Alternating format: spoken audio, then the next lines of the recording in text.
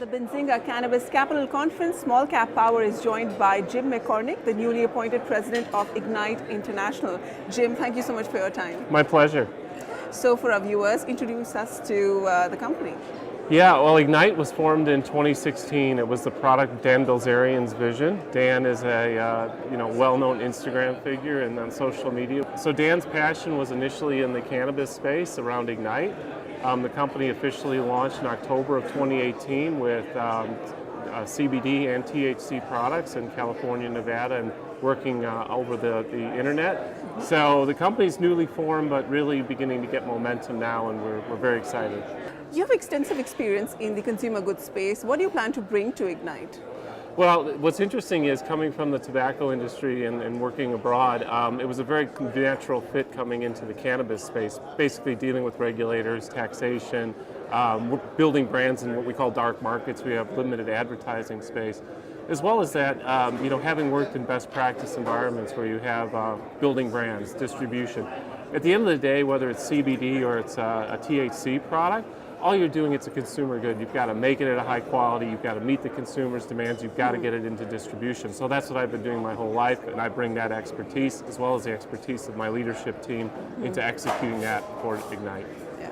The company likes to talk about trust and quality being their key differentiating factors, and they want to bring that in with their product line. Can you tell us more about that? Well, Dan's vision is to have a premium product of the absolute highest quality. He is personally involved in choosing product lines and making sure that when we qualify vendors, the product is up to his standard, which is very, very high. So, the way we do it is we have an asset-light model. So we really don't have production that we control. Rather, we partner with the best producers that we can find, whether it's in CBD products or in THC products on a state-by-state basis. And then we have quality control measures in place, not just what's mandated by the states, but also our own internal processes to make sure that we can guarantee our consumers the absolute highest quality every single time. Okay.